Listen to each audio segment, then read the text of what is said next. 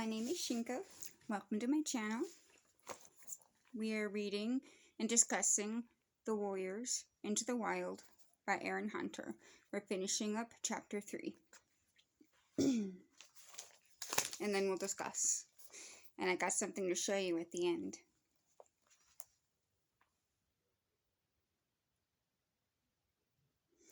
So we left off where Rusty was actually able to keep up with the two clan cats, Lionheart and Whitestorm.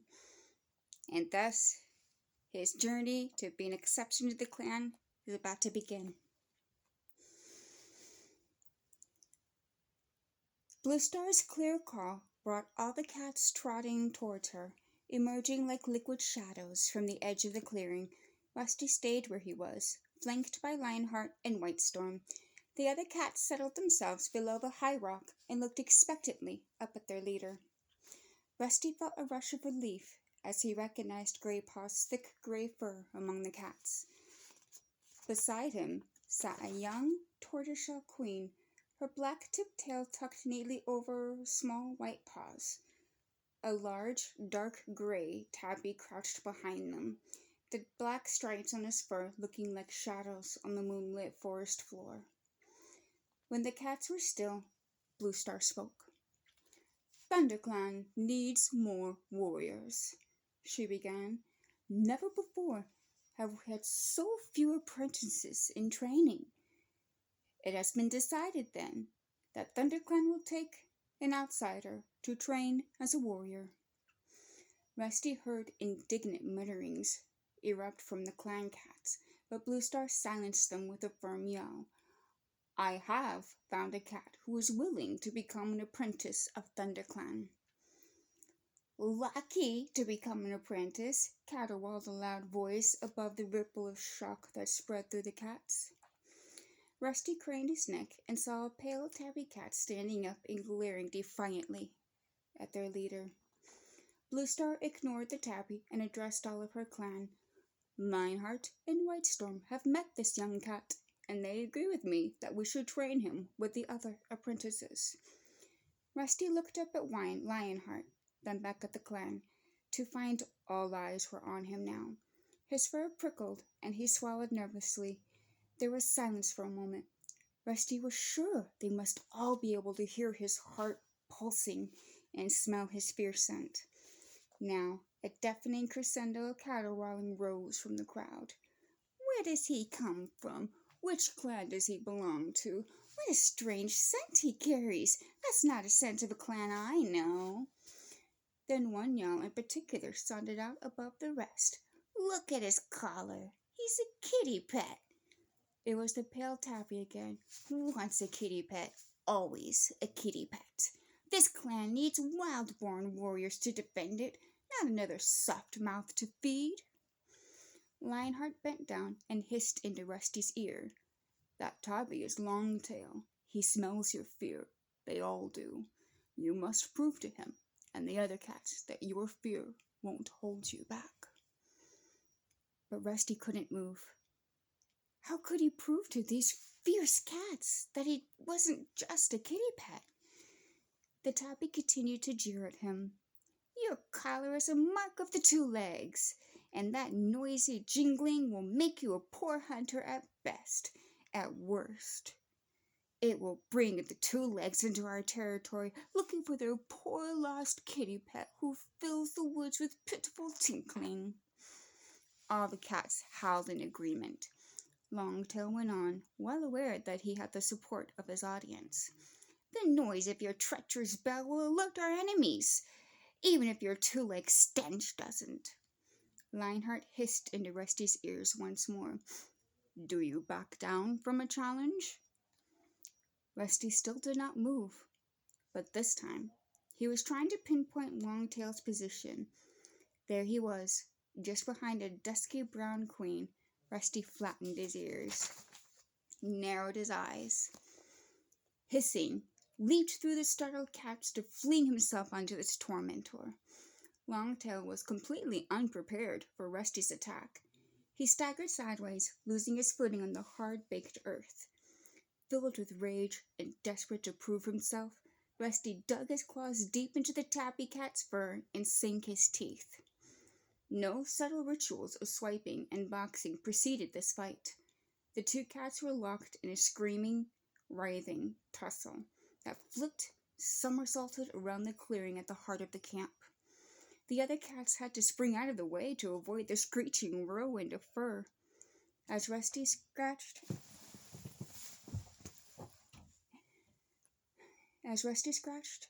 and struggled, he was suddenly aware that he felt no fear, only exhilaration.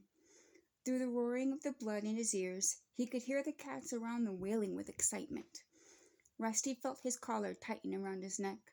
Longtail had gripped it between his teeth and was tugging hard. Rusty felt a terrible pressure at his throat. Unable to breathe, he started to panic.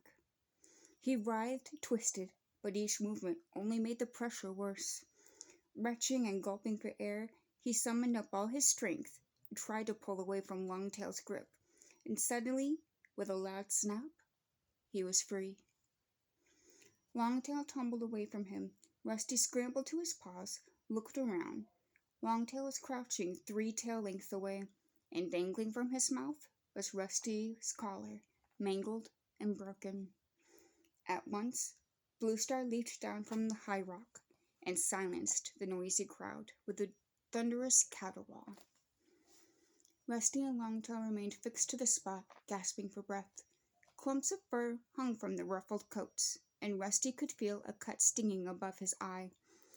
Longtail's left ear was badly torn, and blood dripped down his lean shoulders onto the dusty ground.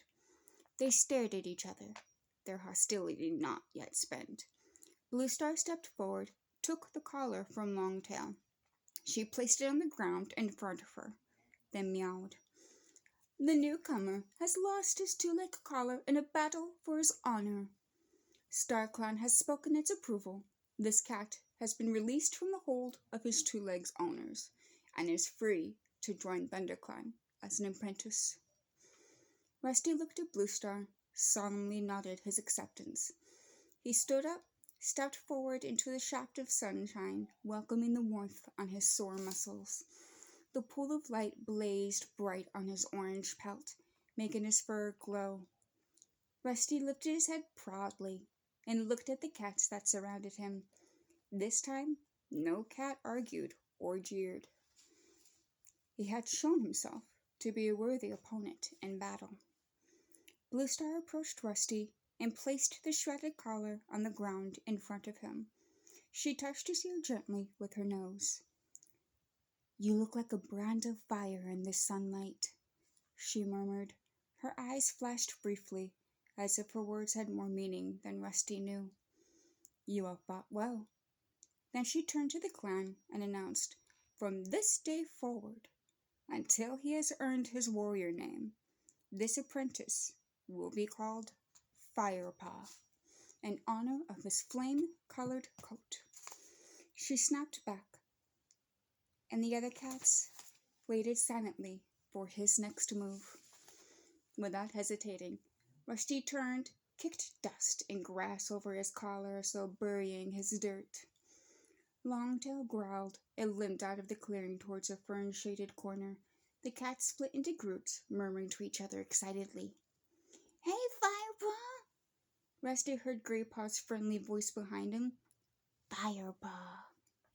A thrill of pride surged through him at the sound of his new name. He turned to greet the gray apprentice with a welcoming sniff. "Great fight, Firepaw," meowed Graypaw, "especially for a kitty pet. Longtail is a warrior, although he only finished his training 2 moons ago. That scar you left on his ear won't let him forget you in a hurry. You've spoiled his good looks, that's for sure." "Thanks, Graypaw," Firepaw replied. "He put up quite a fight, though." He licked his front paw and began to wipe clean the deep scratch that stung above his eye. As he washed, he heard his new name again, echoing among the meows of the cats. "Firepaw! Hey, Firepaw! Welcome, young Firepaw." Firepaw closed his eyes for a moment and let the voices wash over him. "Good name, too," Graypaw meowed approvingly, jolting him awake. Graypaw looked around. Where did Longtail creep off to? I think he was heading towards Spiderleaf's den. Graypaw tipped his head towards the fern-enclosed corner Longtail had disappeared into. She's our medicine cat. Not bad-looking either. Younger and a lot prettier than most. A low yowl next to the two cats stopped Graypaw mid-speech. They both turned, and Firepaw recognized the powerful gray tabby who had sat behind Graypaw earlier. Darkstripe, meowed Graypaw, dipping his head respectfully. The sleek Tom looked at Firepaw for a moment. Lucky your collar snapped when it did. Longtail is a young warrior, but I can't imagine him being beaten by a kitty pet. He spat the word kitty pet scornfully, then turned and stalked off. Now, Darkstripe, Graypaw hissed to Firepaw under his breath, is neither young nor pretty. Firepaw was about to agree with his new friend when he was interrupted by a warning yell from an old gray cat sitting at the edge of the clearing. Small Ears smells trouble, Graypaw meowed, immediately alert. Firepaw barely had time to look around before a young cat crashed through the bushes into the camp. He was skinny, and apart from the white tip of his long, thin tail, jet black from head to toe. Graypaw gasped. That's Ravenpaw! Why is he alone? Where's Tigerclaw? Firepaw looked at Ravenpaw staggering across the floor of the clearing. He was panting heavily. His coat was ruffled and dusty. His eyes were wide with fear. Who are Ravenpaw and Tigerclaw? Firepaw whispered to Graypaw as several other cats raced past him to greet the new arrival. Ravenpaw's an apprentice. Tigerclaw's his mentor, Graypaw explained quickly. Ravenpaw went out with Tigerclaw and Redtail at sunrise on a mission against RiverClan, the lucky furball. Redtail? Firepaw echoed, thoroughly confused by all of these names. Bluestar's deputy, hissed Graypaw. But why on earth does Ravenpaw come back alone? He added to himself. He lifted his head to listen as Bluestar stepped forward. Ravenpaw? The she-cat spoke calmly, but a look of worry clouded her blue eyes. The other cats drew back, curling their lips with anxiety. What has happened? Bluestar jumped onto High Rock and looked down at the trembling cat. Speak, Ravenpaw. Ravenpaw was still struggling for breath, and his sides heaved fitfully while the dust around him turned red with blood. But he still managed to scramble up onto High Rock, stand beside Bluestar. He turned to the crowd of eager faces that surrounded him, summoned enough breath to declare, Redtail is dead!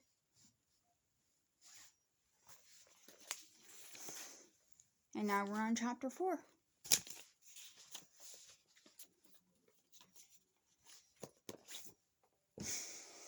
So in this video, the reading will just end it there. A lot happened, obviously, but Rusty is no longer Rusty. Our main character is now Firepaw. So, something I did want to show you.